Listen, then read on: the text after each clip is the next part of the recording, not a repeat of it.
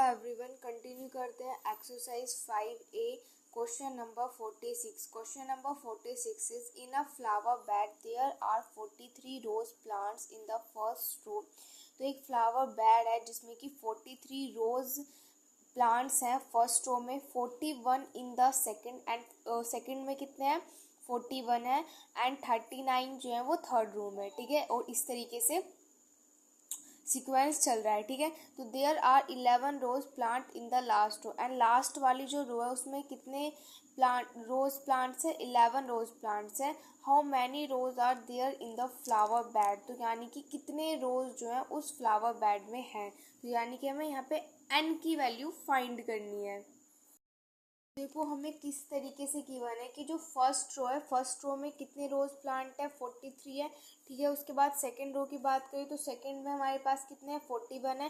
Then third में हमारे पास कितने हैं 39 है, इस तरीके से है। एंड जो लास्ट वाली रो है उसमें कितने रोज प्लांट्स है, उसमें लास्ट वाले में कितने हैं 11 है। ठीक है, तो अब हमें बताना है कि कितने रोज प्लांट्स होंगे। तो कितने रोज प्लांट्स होंगे, तो यानी कि तब आपसे पूछा जाए हाउ मैनी, टर्म्स की बात हो या फिर यहाँ पे अगर प्लांट्स की बात हो रही है तो रोज प्लांट्स की बात हो, तो यानी कि हमें क्या फाइंड करना होता है, वहाँ पर एन की वैल्यू फाइंड करनी होती है। तो हम यहाँ पे एन फाइंड कर सकते हैं। तो हमारा क्या होता है, ए एन किसके इक्वल होता है, ए प्लस में एन माइनस 1 डी के इक्वल होता है, यही होता है। तो ए एन यहाँ पे क्या है हमारे पास, लास्ट टर्म क्या है हमारे पास 11। सो 11 इज इक्वल टू ए मेरे पास यहाँ पे क्या है डेट इज 43 एंड प्लस में एन तो हमें फाइंड ही करना एंड डी क्या है 41 में से 43 सब्ट्रैक्ट कर देंगे तो यानी कि माइनस के 2। तो यानी कि हो जाएगा 11 इज इक्वल टू 43 प्लस में नहीं, यहाँ पे माइनस में आएगा, हो जाएगा माइनस के 2n एंड हो जाएगा प्लस के 2। तो 11 इज इक्वल टू 45 माइनस के 2n, ये हो जाएगा 2n उधर चला जाएगा, 2n इज इक्वल टू हो जाएगा 45 माइनस के 11। ठीक है, तो ये हो जाएगा 2n इज इक्वल टू 5 में से 1 सब्ट्रैक्ट करेंगे 4 आ जाएगा, 4 में से 1 सब्ट्रैक्ट करेंगे तो 3 आ जाएगा। तो यहाँ से n हमारे पास क्या हो जाएगा डेट इज 34/2, यानी कि हो जाएगा 2 × 2 2 7 14, यानी कि n कितना आ जाएगा 17, यानी कि 17 रोज प्लांट्स जो है उस फ्लावर बेड में है। Number 47 is a sum of rupees 2800 is to be used to award 4 prizes। तो 2800 रुपीज़ का यूज़ किया गया 4 प्राइजेस के लिए, अवार्ड देने के लिए इतने रुपीज़ का यूज़ किया गया।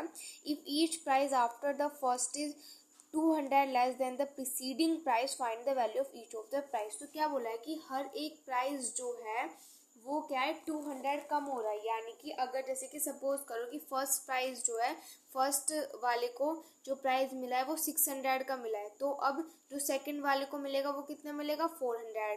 ठीक है, यानी कि 200 क्या हो रहा है कम हो रहा है, फिर नेक्स्ट को कितना मिलेगा 200। ठीक है, तो इस तरीके से कम हो रहा है। यहाँ पे हम लेट कर लेते हैं कि उन प्राइजेस की वैल्यूज को हम यहाँ पे लेट कर लेते हैं। ठीक है, तो let the values of these prizes be, तो फर्स्ट वाले प्राइस की हम वैल्यू लेट करते हैं, फर्स्ट वाले प्राइस की हम वैल्यू लेट करते हैं कि हमारे पास x है।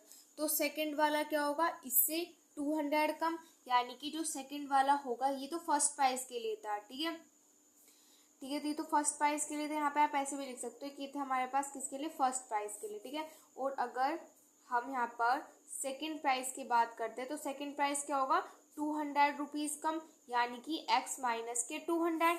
समझ आया। उसके बाद ऐसे ही अगर हम थर्ड की बात करें तो थर्ड प्राइस की जो वैल्यू होगी वो कितनी होगी हमारे पास x माइनस के 400। कैसे आया, मैंने अभी आपको क्या बताया कि 200 क्या हो रहा है कम हो रहा है, तो यानी कि अगर सेकंड वाले का क्या था x माइनस के 200 था, ये था, एंड इसमें से 200 कम कर दो, यानी कि 200 सब्ट्रैक्ट कर दो, तो क्या ये x माइनस के 400 नहीं हो जाएगा, है ना, हो जाएगा ना। ओके, ऐसे ही यहाँ पे इसमें से अगर हम 200 कम कर दें तो ये कितना हो जाएगा, ये x माइनस के 600 हो जाएगा, यानी कि जो नेक्स्ट प्राइस होगा वो क्या हो जाएगा x माइनस के 600। ठीक है, तो इस तरीके से यहाँ पे ये चल रहा है। तो यहाँ पे let the value of fourth price B rupees x minus के 600, ठीक है। तो ये हमें वैल्यूज फाइंड करनी है। यहाँ पे जो x की वैल्यूज है यहाँ पे पुट करके देन इन प्राइजेस की वैल्यू हमें फाइंड करनी, ठीक है। उसके बाद आगे इनका हमें सम गिवन है एंड इनका सम हमें कितना गिवन है, दैट इज 2800। भाई 2800 को ही तो डिस्ट्रीब्यूट किया गया है, यानी कि इनका टोटल जो सम होगा वो किसके इक्वल होगा, 2800 के इक्वल होगा, ठीक है। तो यानी कि इन सबको ऐड कर दो, तो x प्लस x माइनस के 200 प्लस x माइनस के 400 प्लस x माइनस के 600, ये किसके इक्वल होगा, 2800 के इक्वल होगा, यही होगा।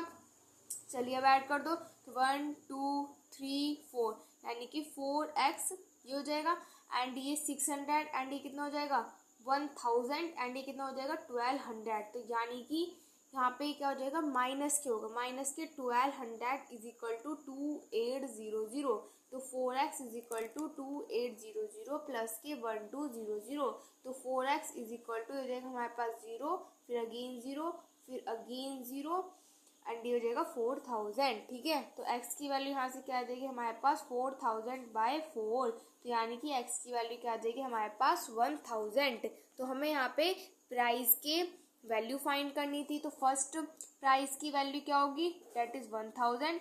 सेकंड की क्या होगी, भाई 1000 में से 200 सब्ट्रैक्ट कर दो, तो यानी कि 800, यहाँ पे रुपीज़ भी लगा देना, ठीक है। उसके बाद नेक्स्ट क्या होगी, इसमें से 1000 में से 400 सब्ट्रैक्ट कर दो, तो कितना हो जाएगा 600 हो जाएगा, ठीक है। उसके बाद नेक्स्ट रुपीज़ 1000 में से 600 सब्ट्रैक्ट कर दो, यहाँ से हमारे पास कितना आ जाएगा 400, ठीक है। तो फर्स्ट प्राइस की वैल्यू 1000, देन 800, देन 600, देन 400। सो ये जाएगा question number 47। Number 48 is find how many integers between 200 and 500 are divisible by 8। तो कितने integers जो हैं 200 और 500 के बीच में जो कि 8 से डिविजिबल होंगे। हमें ऐसे इंटीजर्स बताने हैं 200 और 500 के बीच में जो कि 8 से डिविजिबल होंगे, ठीक है। तो यहाँ पर हमारे पास जो फर्स्ट टर्म है, फर्स्ट टर्म हमारे पास क्या हो जाएगी, देखो तो यहाँ पे मैं लिख देती हूँ कि जो यहाँ पे हमारे पास फर्स्ट टर्म होगी वो हमारे पास क्या हो जाएगी, मतलब इन दोनों के बीच में जो कि क्या हो 8 से डिविजिबल हो, 8 से डिविजिबल हो, तो यानी कि 8 से अगर डिविजिबल होगा तो नंबर जो है वो हमारा 200 ही है ना। देखो क्योंकि जो 200 है वो हमारा क्या है 8 से डिविजिबल है, ठीक है।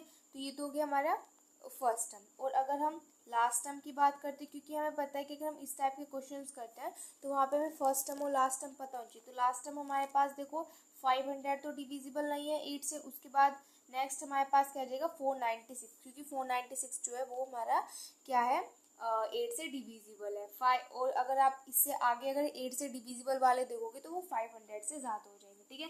एंड यहाँ पे कॉमन डिफरेंस कितना होगा, भाई 8 ही होगा, क्योंकि आप 8 से डिविजिबिलिटी चेक कर रहे हो तो जो कॉमन डिफरेंस होगा वो क्या होगा 8 होगा, ठीक है। तो उसके बाद यहाँ पे हमारे पास ए एन किसके इक्वल होता है, ए एन इस किसके इक्वल होता है, ए प्लस में एन माइनस 1 डी के इक्वल होता है। तो ए एन हमारे पास क्या है that is 496 is equal to A हमारे पास क्या है 200 एंड प्लस में एन। तो हमें फाइंड ही करना है ना कि भाई कितनी टर्म्स है, ठीक है। तो ये तो हमें फाइंड ही करना है।